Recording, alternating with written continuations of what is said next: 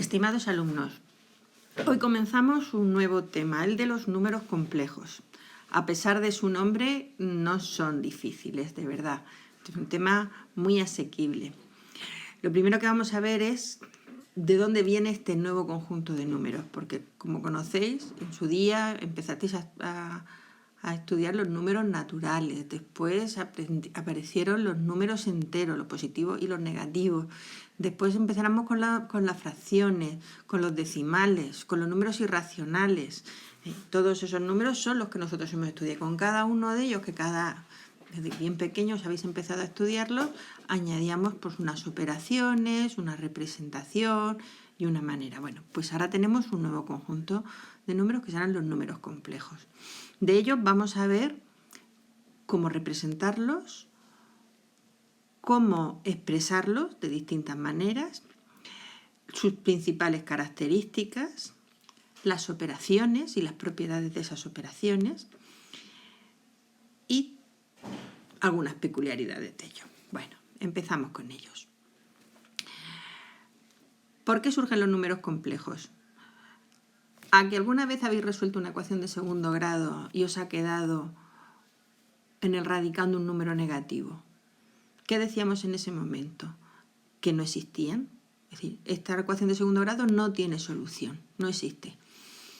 ¿Qué ocurre? Que sí existe porque nos ha salido. Entonces, los números complejos surgen para dar respuesta precisamente a esas ecuaciones de segundo grado que hasta ahora decíamos que no tenían solución. ¿Cómo vamos a darle solución? Pues vamos a hacer un pequeño cambio de variable para que a nosotros, ya sabéis que en matemáticas nos gusta mucho eso de los cambios de variable. Nosotros en la ecuación esa de segundo grado, si dentro de la raíz nos queda un número negativo, pues vamos a coger y vamos a llamar i minúscula a raíz de menos 1. De manera que todo número complejo nosotros vamos a ser capaces de escribirlo con la letra z y diciendo que es igual a un número más i por otro número, donde la x y la y son siempre números reales, que eso es importante. Y la i latina, esa es la que es raíz de menos 1. Esa es la cosa rara que vamos a tener a partir de ahora. ¿Qué ocurre? Que con esta forma de escribir los números complejos ya no nos caben en la recta real. Nosotros hasta ahora conocíamos hasta los números reales. Y ahora ya esto no nos cabe en la recta real. Hemos salido de la recta real y vamos a estar en el plano. ¿Cómo representaríamos entonces un número complejo? El número complejo lo vamos a representar dentro de unos ejes de coordenadas. El número complejo va a tener una parte real y una parte imaginaria. La parte real la vamos a representar en el eje de las x y la parte imaginaria es lo que acompaña a esa y latina, la vamos a representar en el eje de las y's. Con lo cual, si yo tengo el número 5 más 3y, pues yo pongo un 5 en el eje de las x, un 3 en el eje de las y, y el número complejo lo representaría con ese puntito que hay ahí o con esa flechita que me une desde el origen hasta ese punto, y ese sería el punto. Bueno, a este plano, donde hemos representado los números complejos, se le llama el plano de Argand, plano que podéis vosotros buscar información sobre él. Por tanto, si yo tuviera el número complejo 5 menos raíz de menos 7, esto realmente, ¿cómo lo escribiría yo? Pondría que la parte que no lleva i sería el 5 menos, y raíz de menos 7 lo separaría en raíz de 7 por raíz de menos 1. Al raíz de menos 1 le llamaríamos i.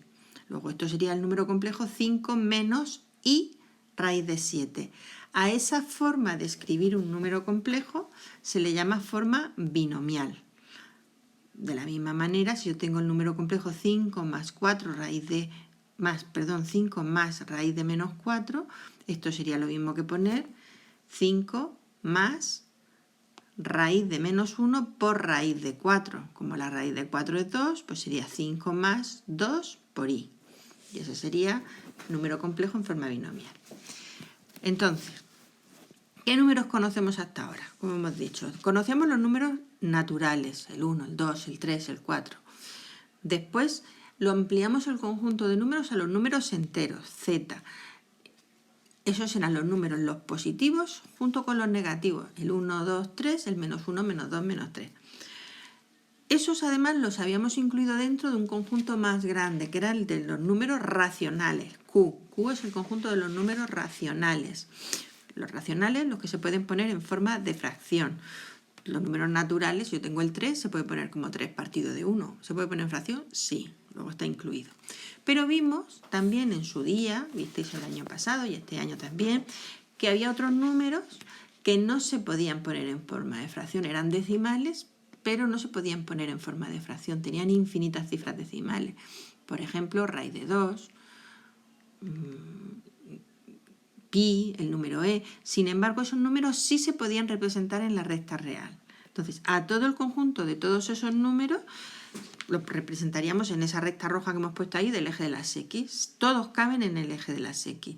Y le llamábamos los números reales.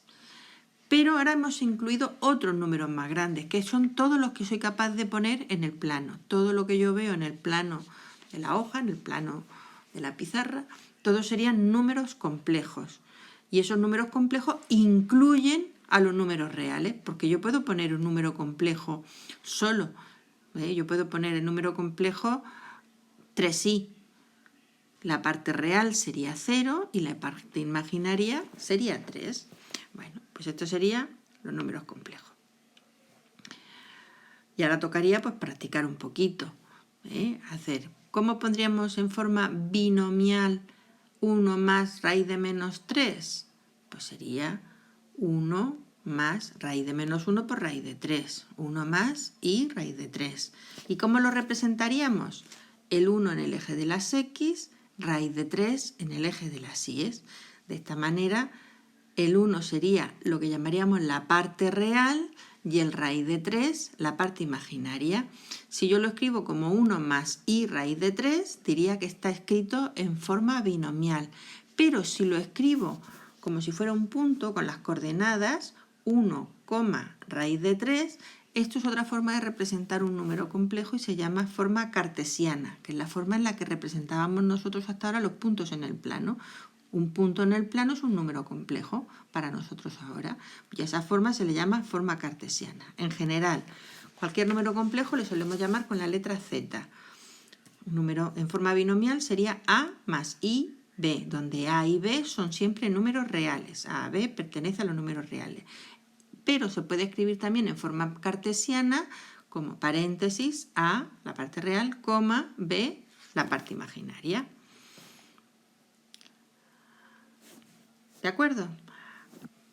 Cuando lo escribimos en forma cartesiana, A, B, a eso también se le llama el afijo, porque es el punto donde se supone que va a terminar donde termina el número complejo. Justo si lo represento con una flechita desde el origen hasta ese punto le llaman, en muchos sitios también le llaman afijo. Simplemente es un dato para que lo tengáis. Elementos de un número complejo. De un número complejo vamos a hablar del módulo, el argumento, el afijo, la parte real y la parte imaginaria. Son todas las cosas que tenemos de un número complejo. Si yo tengo el número complejo x más y por y, sería el punto xy, xy. Fijaros, si yo lo uno con el origen de coordenadas, la línea que lo une, la distancia que está ese punto del origen de coordenadas, es lo que yo le voy a llamar el módulo del número complejo, que es lo que mide, lo que lo distancia al origen de coordenadas.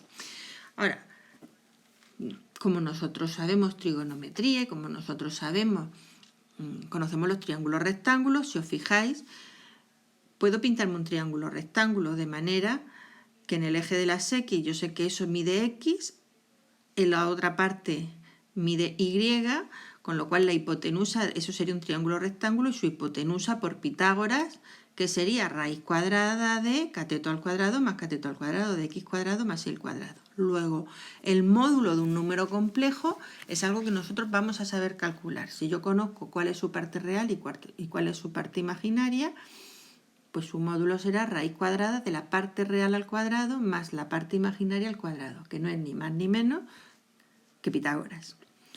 El argumento.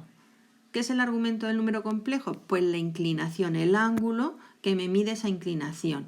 Lo que le hemos llamado aquí en el dibujo alfa. Es el ángulo que forma, al unir el número complejo con el origen, con el eje de las X. ¿Cómo medimos el argumento? Pues nosotros en este triángulo con la tangente. La tangente de alfa, ¿qué sería? Y partido de X. Y la tangente de alfa sería la parte imaginaria dividido entre la parte real. Claro, siempre que hablamos de la parte imaginaria yo ya no le pongo I, ¿eh? La parte imaginaria es lo que acompaña a la I. La I latina ya no la ponemos. Bueno, luego alfa sería el arco tangente de I partido de X. Eso es lo que llamamos nosotros argumento. El argumento, el ángulo. El afijo, ya hemos dicho que el afijo es el punto. Pues el afijo sería el número complejo en forma cartesiana. X, Y. Un ejercicio. Yo tengo el número complejo 1 más 2i. Calcular el módulo y el argumento.